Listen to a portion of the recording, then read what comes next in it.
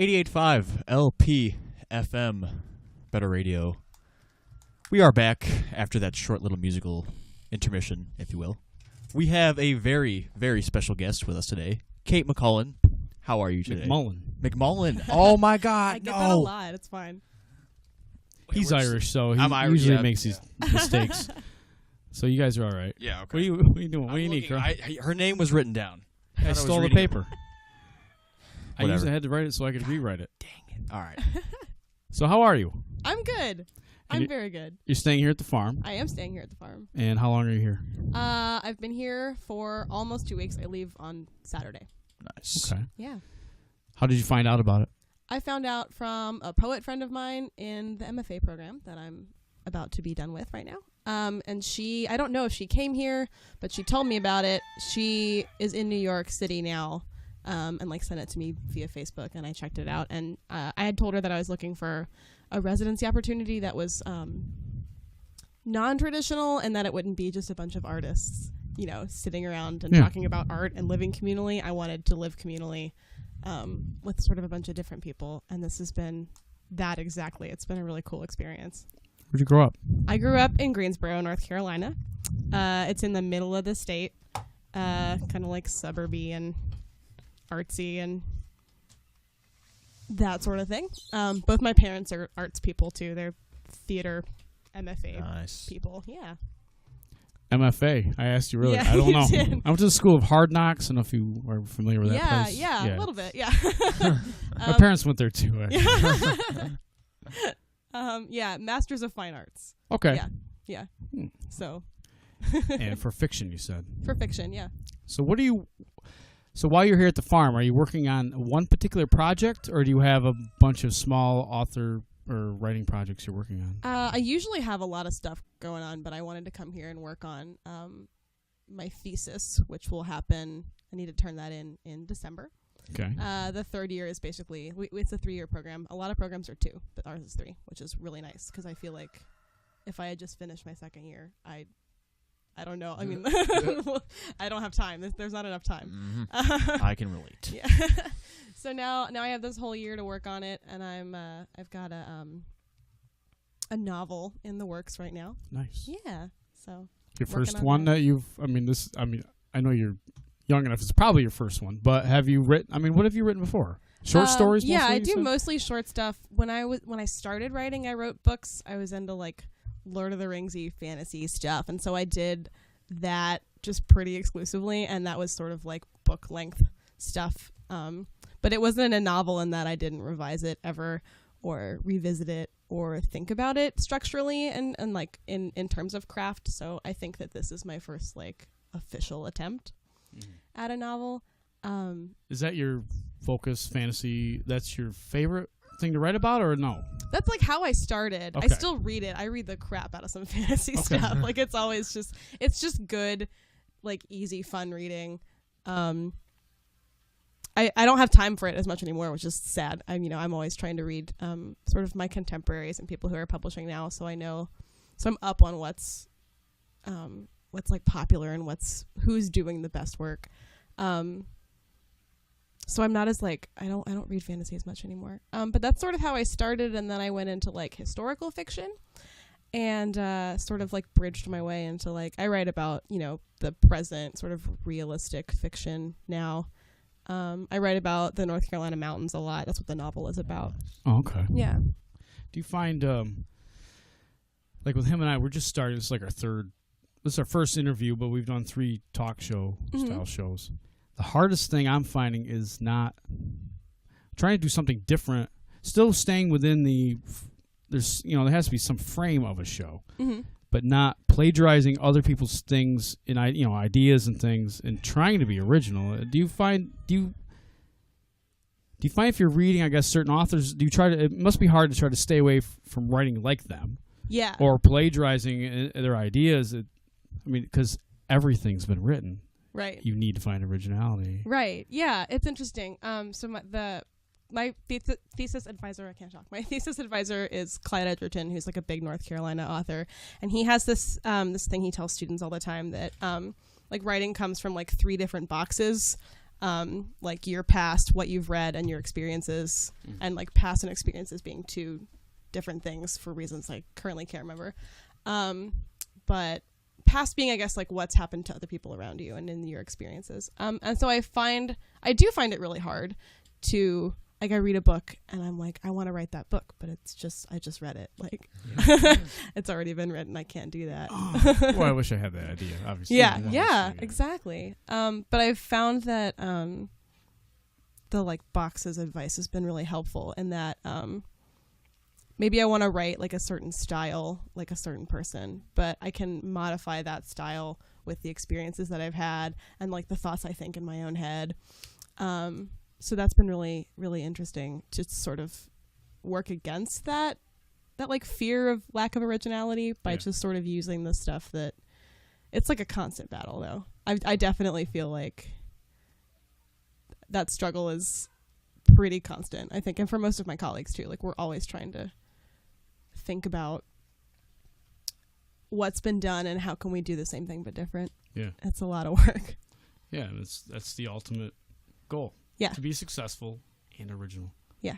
Which, I mean, if that's what your goal is, to be successful or not, just to have a body of work that's respected, maybe not make $1 million, but have a respected, audience that respects you and have a good following. That's, to me, is probably would be better than the financial success, just to have. Yeah. I mean, I am under no illusions that writing will give me financial success.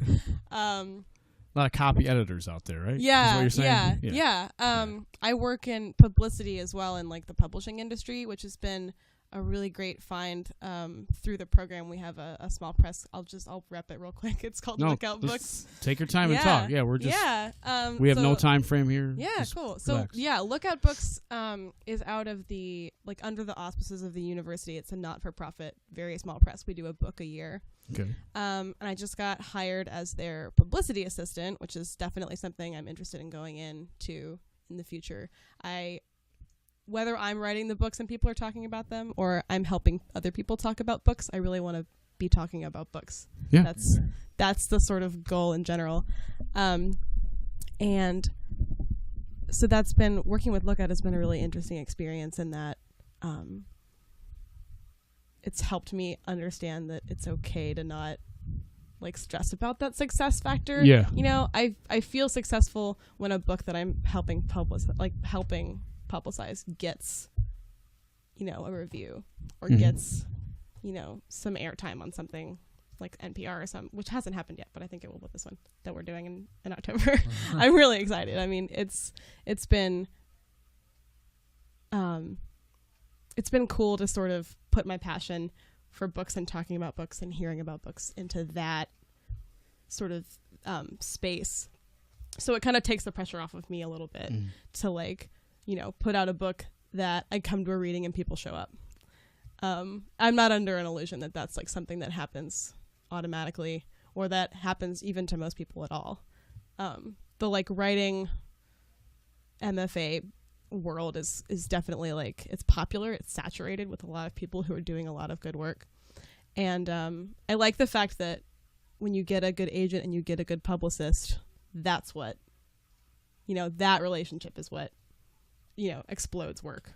Yeah, because if they have to have faith in you and believe in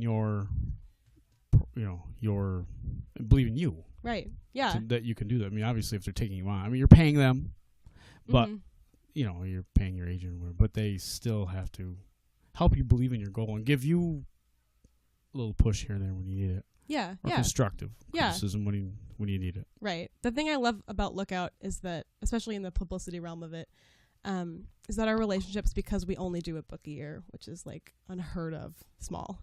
But we're faculty run and student supported. And all of our faculty teach full time, and there's no way that we could, I think eventually it'll grow and it'll be like really wonderful to see that happen. But I think the best thing about Lookout so far has been the relationship that we work to have with our authors. The editing relationships are great. The publicity relationships are, strong and important. We build websites and social media platforms for authors because we have, the one focus, like one book at a time. And there is overlap. I mean, publicity, there's always something new, which is also a great part about it. But that relationship is really important. And, when I move on to go work somewhere else, I want to make sure I'm somewhere where that relationship is maintained. Yeah. And I think, and it's interesting too, when you're writing a novel, it's also about relationships, like your characters' relationships, and the relationship of the characters to the author, and the relationship of the reader to the characters, and the reader to the author. And it's just, it's all relationships, and that's really fascinating to me. Carl? Yeah, it seems like every book, like when you're putting out something, you're only putting out like a book a year, and you're putting all of that effort into a book. It seems like every case would be like its own kind of passion project. In a way, since everyone is so, like, the relationships build so much around this one piece of work and this one author. Yeah. It just seems really great to me. Yeah, it's really exciting to be in a room full of people that all are behind the book. It's great to do a book a year. We get to have, like, immediate passion about something for the, 18 months that we're really, really focusing on this one particular book and, like, getting it out into the world. It's just a roundtable discussion about how fascinating, like, this particular work is, and then talking about what fascinating things about it we can use to let everybody know how fascinating it is. Yeah. Growing up in North Carolina. Yeah. Let's just get off on a little different. Yeah. I'm assuming you're in your early 20s. Yes. I won't ask you your age, obviously, Yeah. but I'm assuming so. Yes, that's a fair. How was life? How was it? Were you small, very rural where you're at? Or I'm just trying to picture the area. I mean, it's North Carolina. I've been through the state, Yeah. from top to bottom through it, but Yeah. Yeah, that's all. North Carolina is interesting in that it has some kind of, like, liberal pockets. Like, the bigger the city is, the more sort of. I think that's true everywhere, really. But I grew up it's like the third largest town city in North Carolina. There's a big arts community. My parents are, involved in that arts community. My dad teaches at University of North Carolina, Greensboro, which is part of the, like, system of schools that I've just, colleges that I've been to. My entire educational career, basically. Is it on the east? Where you're on the west side of the state? I'm on. mountains. So Wilmington is in on the coast. Okay. Yeah, which is where I'm at grad school now. And then I lived in the middle of the state, most of my life. But that's where you grew up. Was in, I in grew the up center in of the state. like in the Piedmont area is what we call it. And then I went to my undergraduate degree was at Western Carolina University, which is up in the mountains. Yeah. If you know where Asheville's at, it's like west of Asheville. Yeah. Okay. Yeah. Asheville's another, like, sort of big, like, arts hub in North Carolina. Okay, It's like the mountain version. It's you go living in the north. I've lived around the country, different spots, and I lived in Missouri, which was a slave state, and it has that. But I found it's very easy to judge, but I found that people are people, and when you get down, a lot there's arguments of politics and right and left and all that across the country, but people are people on a level, I think, and shouldn't be judged. Because I'm sure living in the South, you have the mirrored opposite of all the ideas we think of Southerners. Rubes and banjos, rebel flags. Yeah. But then we have the Northern snob. I think we get. Even though we live in just about as far from New York City and New York State as you can get, pretty much, I think, besides Buffalo, maybe, we're about as far from New York. Everyone obviously thinks we're from New York City. It's all like that. But it's, I think of North Carolina. I think of tobacco. I just remember tobacco fields when I drove through it. But it's not all tobacco fields, obviously. It's a lot of tobacco fields. A lot. I mean, there's a lot, and they've... It's a lot. I have a friend who has a friend who grew up on a tobacco plantation from a child. I mean, literally working the fields as a child. And they would have to walk along just like corn stalks, I guess the way it grows, and they would have to take their hands, and it's manually intensive because I think they haven't figured out a machine that can do it as well as hands to strip the leaves off of the stalk. So he said from a little kid, by the end of the day, his hands were covered with resin from the tobacco leaves. he was addicted to nicotine as a child, a little child. Was chewing and has been chewing tobacco since he was a little kid, and it's in his pores. Like yeah. But unfortunately, tobacco has kept your state financially going for years. Yeah. What's going to happen when that goes away? I see, like, I'm a generation ahead of you, and I see your generation, hardly anyone's smoking cigarettes, really, as kids. I mean, I say kids, I don't mean it that way. But even the kids younger, I mean, like, kids, you don't see it like you did even one generation mine. Like, my son has no interest in smoking. I smoked like a maniac for 15 years, so I wonder what's, it's just interesting. It's going to be interesting to see what happens to those southern states that depend so much on the industry. I guess it would be the same as oil going away, with Texas and some of those areas where they got just financially depleted. That has nothing to do with your authorship, but it does a little bit. Like I said, this we might go off. It's not, No, yeah. We're just talking No, here, so. it does a little in that.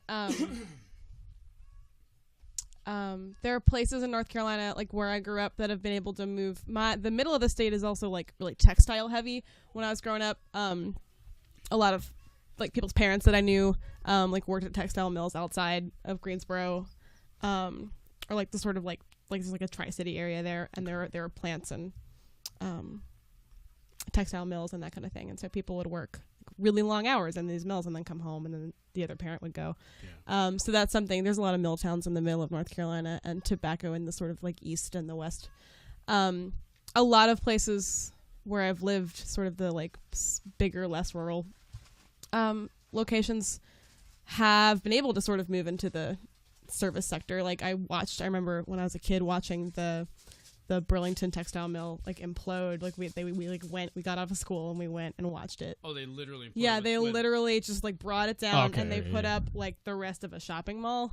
Like across from where I lived, so I got to see that once. I saw in Las Vegas they imploded the hotel that Elvis and Priscilla got married in. Whatever that was. It was in 1998. It was must have been in April, May, and I got to see. It's kind of cool. Yeah, it's a neat process to watch. Yeah. I mean, it takes them a long time. First they have to strip the building, and then everything has to be laid out just right, the explosives, or you'll get half a building coming down, and now it's dangerous. Now you have to get men in there with people within there with machinery and ball to crack, Yeah. It's a process. Don't want it to fall you can the wrong way. write your next book about it. Maybe you can write a book about it. Yeah. The day I escape. Like, you'd be trapped in the building and, like, you have to get your way out. That's some scary stuff. Yeah. I remember watching it and being like, how do they know that no one's in it? Yeah. And you don't really. I mean, they could do a sweep and then be like, we got to go. Yeah. Like, what if you're a janitor and you just forgot that day and you came in and you cleaned a toilet bowl. Next thing you know, you just dust. Super scary. Well, looks like they'll find out if they forgot anyone in there eventually. Well, let's take a roll call after. Do a head afterwards. Stan. Oh God. Stan didn't make it. Probably stay home today. Took one for the team. Yeah. I'll send a corsage to his wife. Yeah. It was an interesting moment in that it was sort of like in the town, like the end of an era a little bit. Yeah. But we have like Dell has a big office building there. And there's like an airport, and that stuff is like we do like Google flyover jets and stuff go out of the airport. So there's like stuff that's replacing like milling and farming. Which has to happen. Yeah. I'm really interested in the South, the sort of rural parts of the South where tobacco farming is still helping people make their money. And there's a lot of like government subsidies for like if you grow this like product that we also need. So they get that help too, but who knows for how long. I find in a lot of rural areas, and this area also has it's happened where, like say in the South, say you have tobacco or coal, or up in the North we have like fracturing, like for natural gas. And anytime there's a lot of money and people can make it, like Kentucky, like stripping a mountain to get to the coal inside from someone else. No, mate, you're fine. I know, we gave you the like least. Yeah, shirt. it's We were gonna have you sit outside in a convertible and do this, but we thought we'd do this way. Yeah. It's sad because the people that live there, their entire life depends on that. Mm-hmm. But they don't understand that the rest of us go, hi, we don't really want your coal dust in the air. And it's the same thing as Detroit and the, like we have like the Rust Belt cities in the north. So we get all their chemicals, all their acid rain comes to us from Midwest. Mm-hmm. It's the same thing. Well, it's not in our backyard because it's gone when we see it, but what are you going to do? Shut down a car factory and now 300 people lose their jobs? I mean, I ultimately blame the large companies for holding all these people hostage financially. If you pay them just enough where they can't leave, but not enough that they should be paid, that's indentured servitude. Yeah, another, I mean, you can put it that modern, way. that's the way I see situation, that. Lord of the Rings. Yeah. Let's talk about Lord of the Rings. Did Carl's used to this. Yeah. Carl's worked with me before for a couple of years. He knows that I have to do this. Grocery store working in radio. They kind of overlap, you know. In what way, Carl? I just, In what way? Oh, just what they just do. I don't know. Pushing customers out of the way? Yeah, pushing customers out of the way.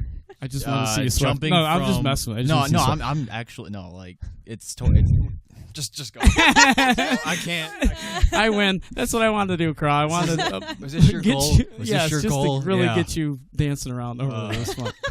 Thought it'd be a lot of fun. You'll see more of that later on.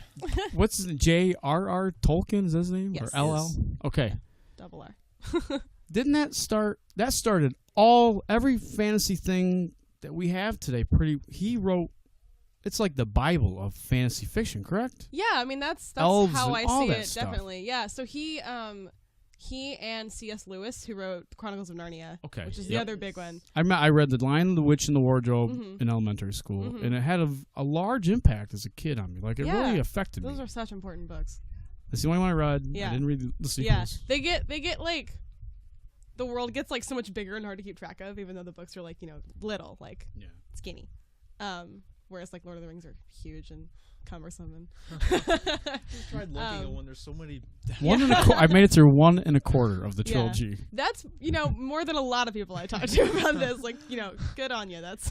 I will admit I did skip all the elf songs. Yeah. Like, I don't really care. Yeah. Sorry. Let's get to the Aragorn action. Well, we'll talk about elf songs I think in a sec. But like, so they were buddies. They taught at Oxford together. Okay. And I don't remember what Lewis studied, but Tolkien was a Beowulf scholar, which is like, Beowulf is this old poem that got written down about this like king in the Scandinavia. 12th grade English, I say. 12th grade English. That's all I know, but I remember having to read it in 12th grade English. And it doesn't make any sense, and it's got this weird like form to it, which is like when I studied it, fascinating. But I remember reading it and being like, I don't really care. And then I remember reading Tolkien and being like, this is so much like that. Like I should go back and maybe care about it.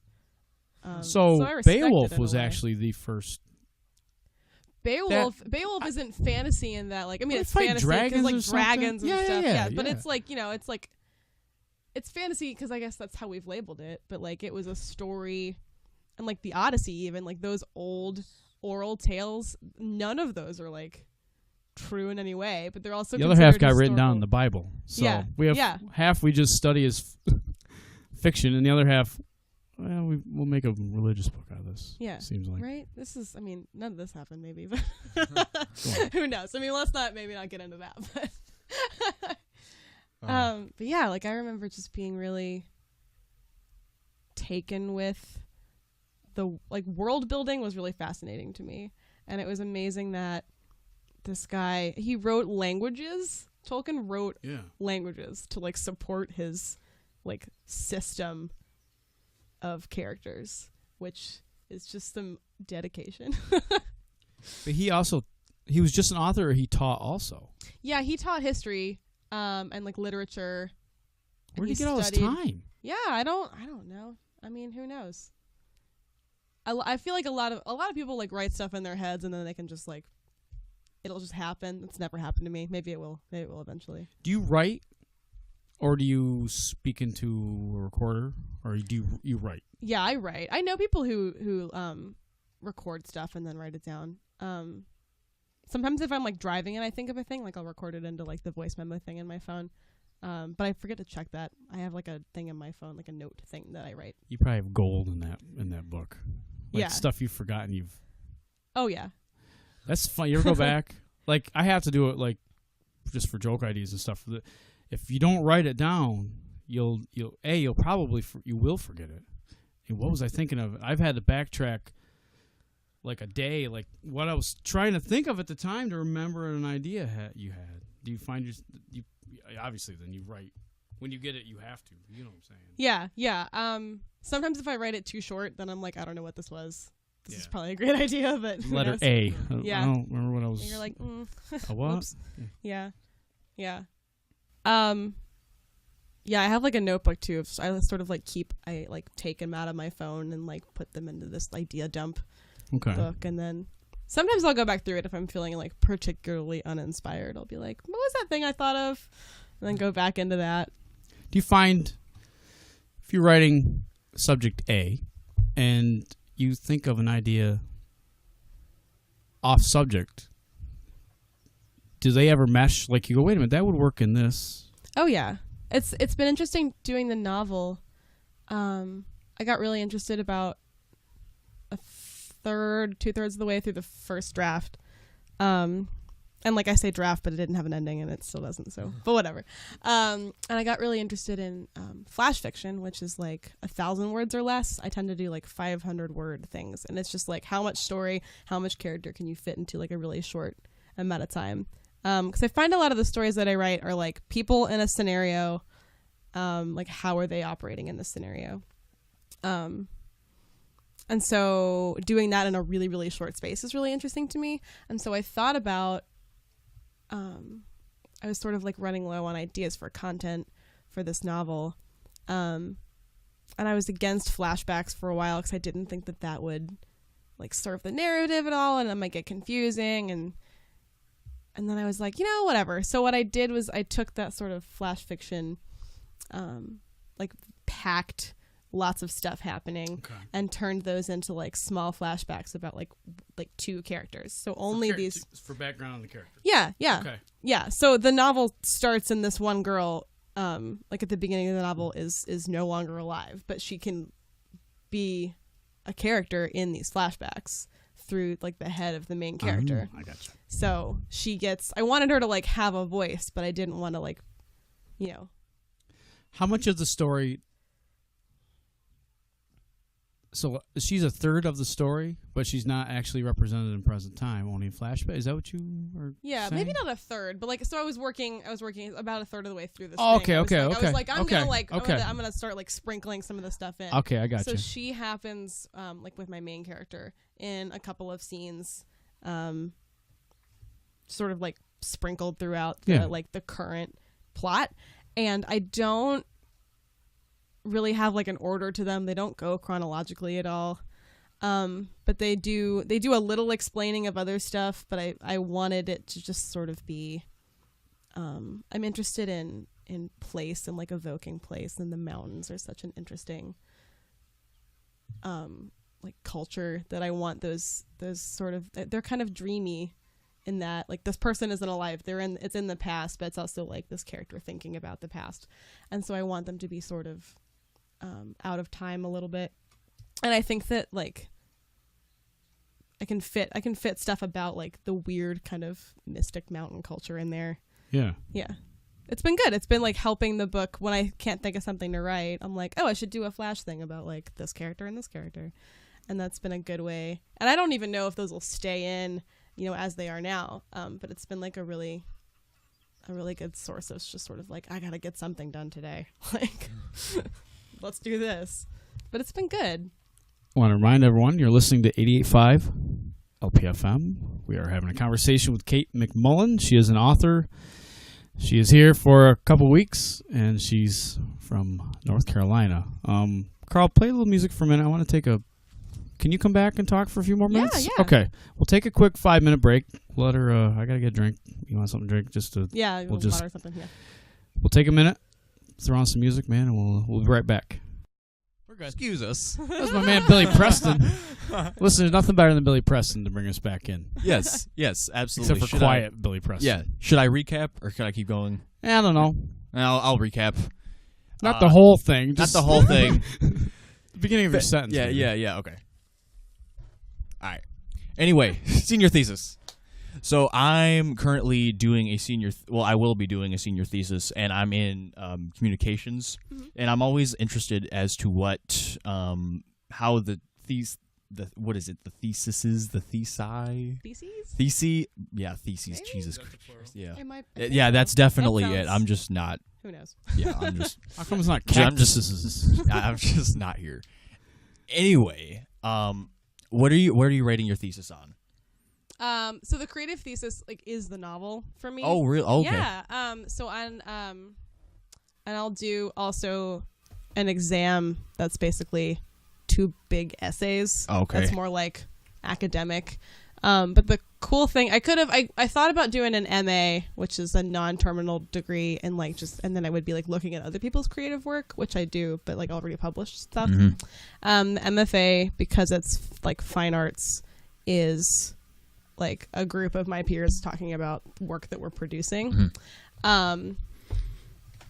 So that's something that I wanted to do rather than write papers about stuff Tell that me about already it. exists. Yeah. So my undergrad degree is in literature and history. Yeah. So I was kind of done. I was kind of over it. No, I feel you. It sounds. I feel like being able to write a novel is much more fun than Working at a small radio station in Redwood. Wasn't gonna go there. I was gonna say. I was Fill in the blanks for you. yeah, filling in the blanks as you do. Is because mine is a traditional long paper research study. You have to get the process and you got to cite your sources and Yeah. I don't know that the novel just sounds way more entertaining, and if you get it published, that's great. Obviously a senior thesis is great material for you to reference later on, but when you're talking about your first book, it takes the place of a senior thesis and your first big work too. So I don't know. I just feel like that'd be just a lot of fun to do. Personally, Yeah. Is there because I have a class for mine too, or is this just? It's just sort of overall. I have a thesis advisor. I have a program advisor who makes sure that I have all my credits and that I'm gonna graduate in the 3 years and that I'm not wasting all my money, which I hope I'm not. Yeah, me too. But so I had in undergrad I had something.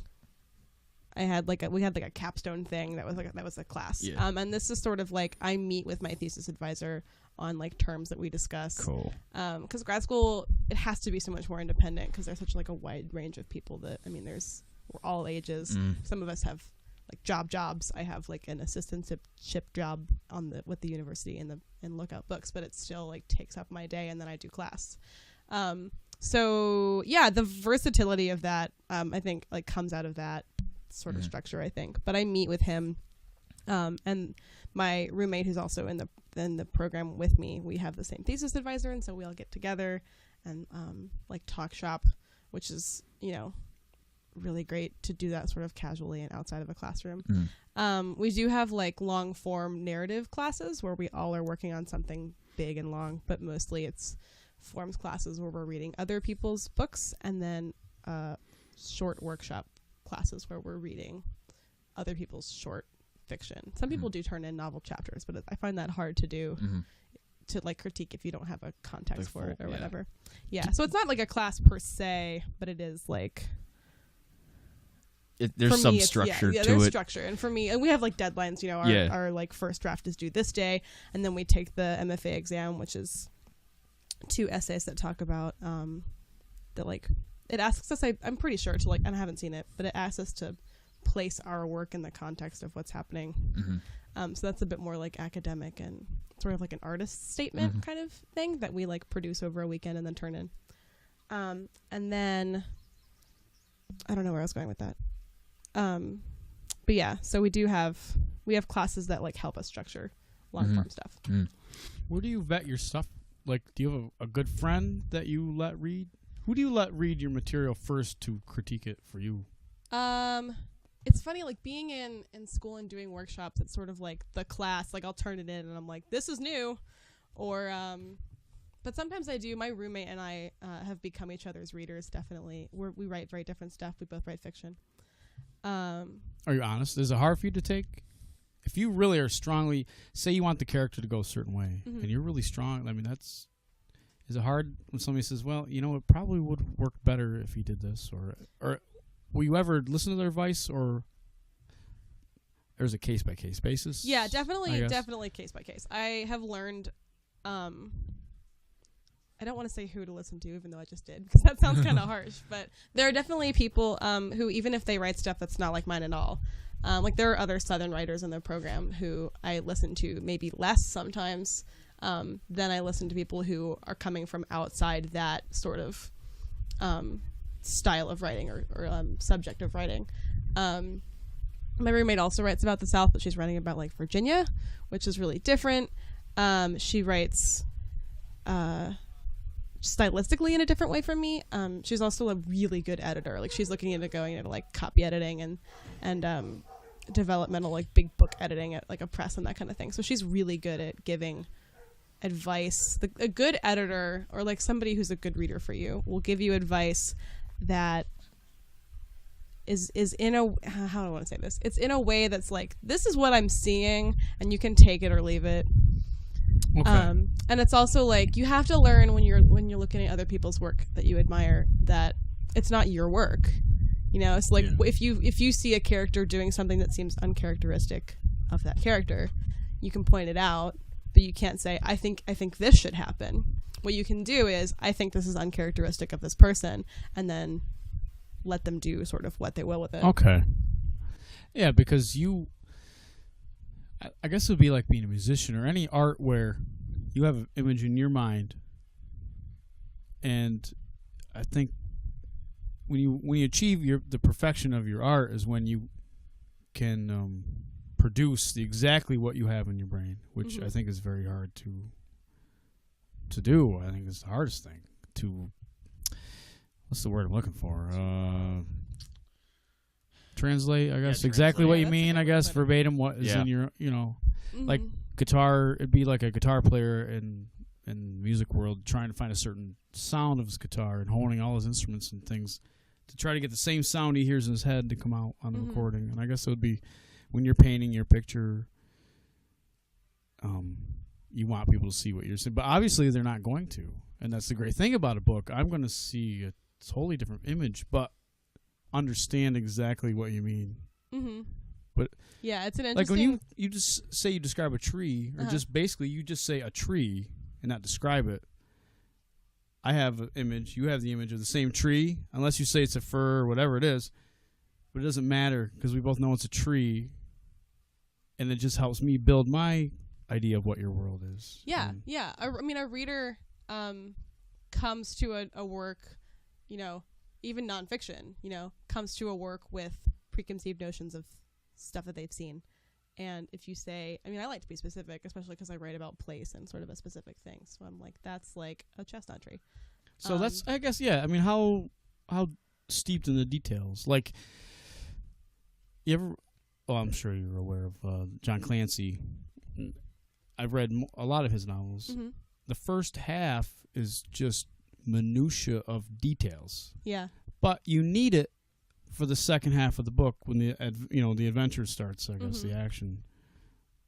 So you'll put like a chestnut tree. So you really want to paint the picture of, instead of just letting us decide what kind of tree. I know it's a simple, whatever, it's just a tree, but yeah. Setting is really important to me. Okay. Like I really want the reader, especially because the sort of area of the North Carolina mountains that I'm interested in is such a specific place, and there are writers who write about it. I studied with one of them at Western Carolina who like writes about that area. He grew up there, and I didn't, so that's something interesting too. But I lived there for I think enough time that it got in me, and I really love it there. But yeah, I want people to feel what it's like to be there and experience that place. It's important to the characters, for sure. Like family is important to them, culture, religion, community is important to them in specific ways. And it's been interesting coming here. Community means the same but different things in a small town like Redwood, and it's really interesting to compare sort of rural areas to me. Like I find that, rural feels a certain way kind of regardless of where you are, but there are things about it, there are details about a place like this versus a place like Shelton, Laurel, North Carolina that are, really different and distinct, and I want to make sure that I'm getting that across. What is your impression of this? If you could just give a blank being here, what would you say the feeling of this place is to you? This area, like, what's your impression, I guess? Yeah, I mean, it feels almost immediately, like it feels like a tight-knit community, and I knew that, I think, kind of the second Matt drove me from Syracuse because I couldn't get a bus to Watertown because my plane came in at a weird time. And we talked the entire hour and a half, and I was like, I already like it here. He's a great guy, and that was like a fun conversation. He gave me a tour of the place and like drove me around like the street that is Redwood, which is like exactly like the school I went to. It was just like on a street like in Western North Carolina. Yeah. It really is any town USA. Yeah. Pretty much. Yeah, but it also, I mean, there's something about, especially the stuff that Nicole is doing here, like makes this community unique and interesting. But the way in which this community is tight knit, and I can't like speak to it in any specific way. I've been here for like less than 2 weeks, but if I stuck around up here, I think I would be interested in figuring out like what makes this place, like in its specific sense. I think you'll find, like you said in the Carolinas, about pockets. Mm-hmm. That's the same way as this area. Mm-hmm. It's very conservative, but there's pockets. Yeah. As opposed to downstate, which is more liberal. Mm-hmm. And, rural is rural. Yeah. Your ideas. Do you ever take personal ideas, maybe change names, things that have happened, experiences in your life? Like I find the funniest things are real life things. Like you can't make it up, and that's why it's funny. Yeah. And it's funnier because you kind of it happened, like you kind of feel it internally. Mm-hmm. Do you ever do like something happened specifically, but you won't name names, and you'll change it slightly to make it your story, but do you ever take real life events? Yeah, and it's something with the novel I've learned to do sort of more and more, because I'm staying with especially my main character whose head I'm in. I'm staying with her in her head for a whole book, and now for, it'll be 2 years that I'm living with this person, basically. She's not like physically, a thing in my life, but she's a person that I like, who like. How much lives of in my you head all is the in time. her? I think a fair amount at this point. We're different in that we didn't grow up in the same place. We don't have the same beliefs, but we have the same, well, maybe some of the same beliefs. I don't know.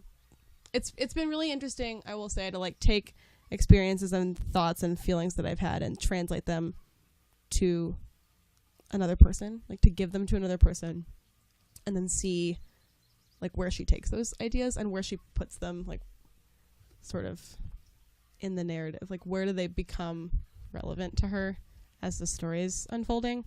I definitely it's a lot of like feelings that I have, or like doubts that I have, maybe specifically, or like moments of realization that I've had that I can like use that feeling and sort of translate, which is what I found that I do the most. Have you worked out, I guess on a deeper level, have you worked out any personal issues through your writing using character instead of yourself? Have you been able to work out problems, personal life problems, or with a character? Yeah, substituting I think not yourself? in any like huge sense, but it's kind of like having a conversation with someone else. Because now we're both sharing this like feeling about a thing, and it's really hard to talk about this in like general, but I'll just do it anyway. Talk about it. So we're talking about it. We're both coming at it the same idea from sort of different, because I can displace it, and now she has this idea too. Mm-hmm. And so I'm like, well, if Sarah were thinking this, like I'm thinking this, this is how this thought would affect her in a way, but which makes me think of like, how does it affect me? and that's been interesting. I mean, no, like, you know, big moments of like, oh my God, like, this is something important and huge. The stuff that happens in the book that's important and huge is like with the character.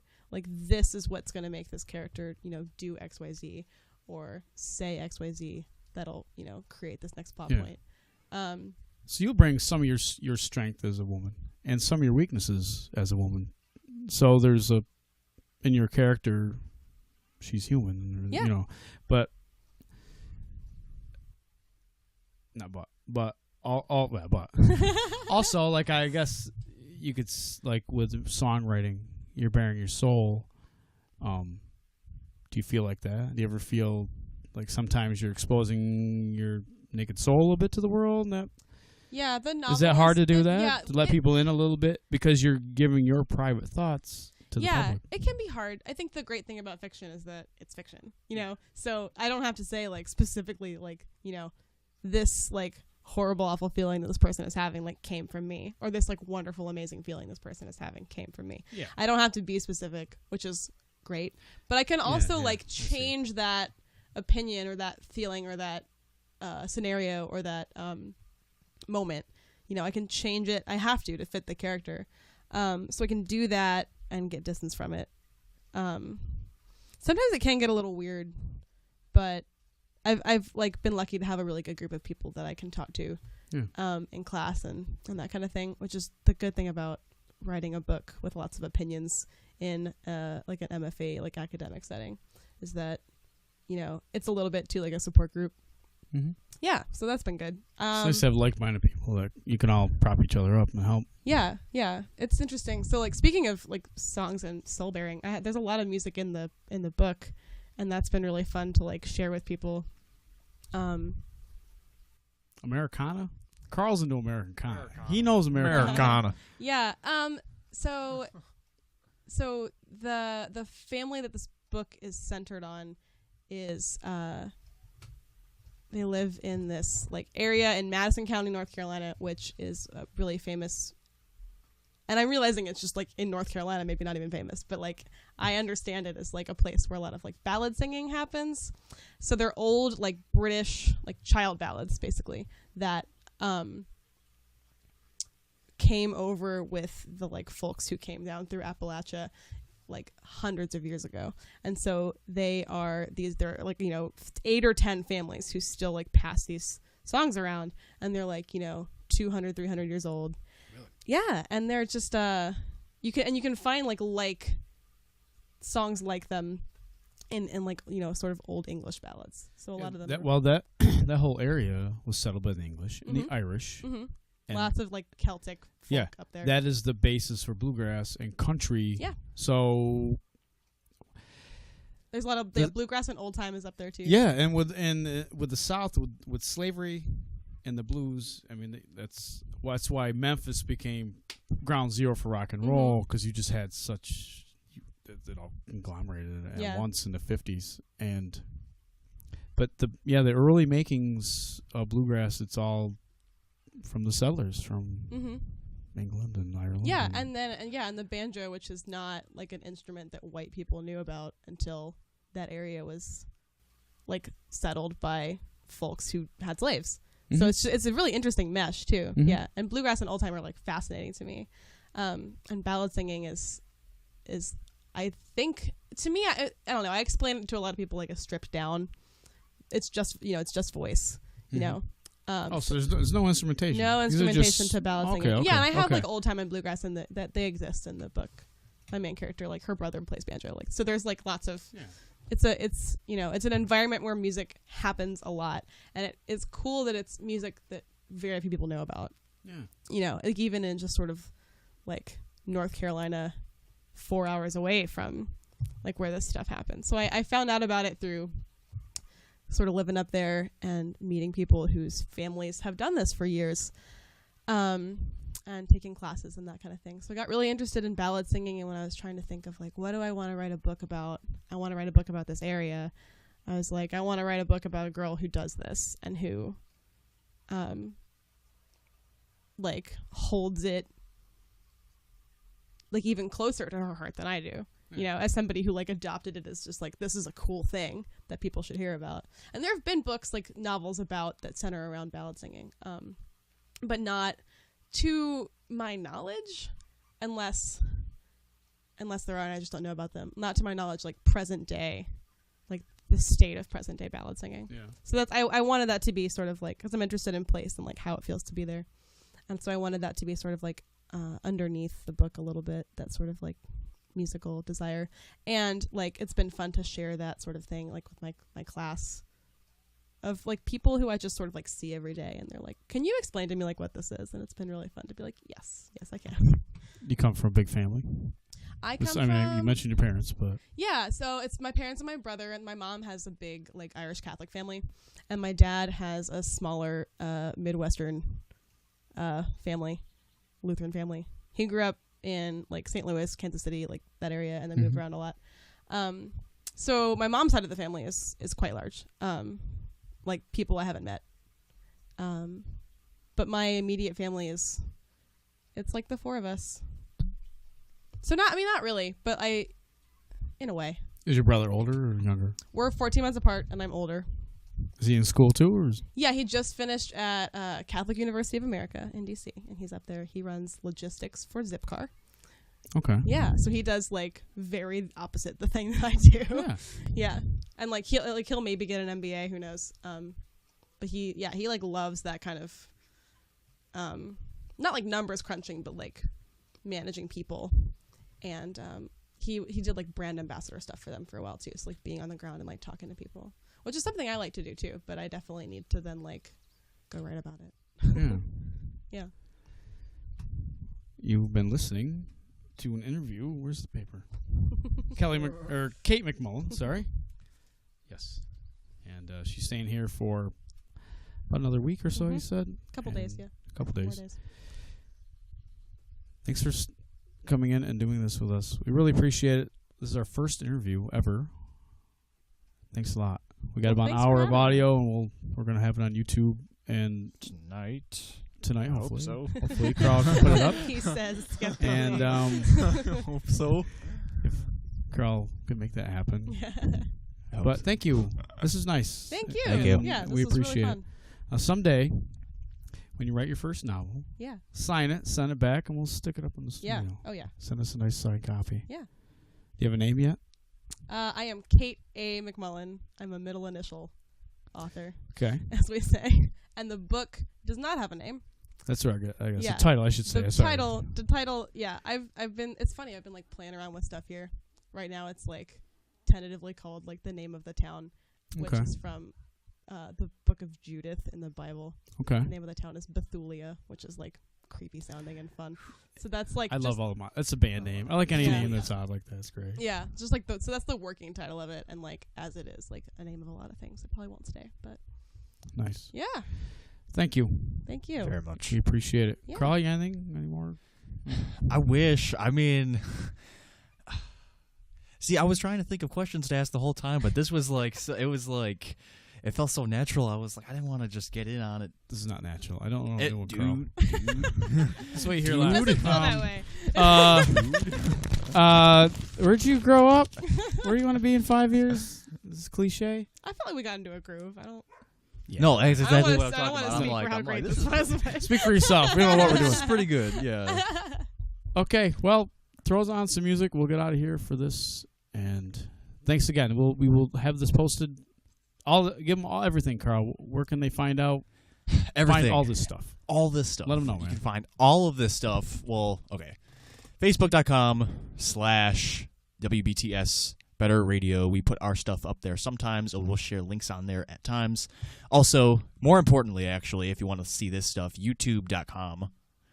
Search Better Radio 88.5, as I said Listen before. to this. We didn't videotape any of this. Wait, what did I say? I'm Watch? antiquated. Videotape? Yes. You checking it? Well, I brought my VHF for my VHS, camcorder. we recorded the It entire weighs thing. 348 pounds. Well, and if you need a want to power just battery to run it. if you want to just watch the Better Radio logo while we speak in the background, that's fine too. Sure. This is Whatever radio, you want so to, whatever you want to listen walk to around this your YouTube. house. Listen, Yeah. Listen to this intelligent woman speak. Yeah. Better Radio 88.5. Search that. You'll find us. We'll get that custom URL at some point. Just bear with us. Your support means the world to us. Thank you very much for listening. Carl, why am I holding this mic like Bono? Are you Bono? Still haven't found what I'm looking for. I think you're. Are you? I don't know if you're Bono or no. I mean, you sure? Tinted glasses. You need that. Yeah. Yeah. Yeah. Yeah. You're Bono. Too Italian. Okay, You're let's Bono. get out of here.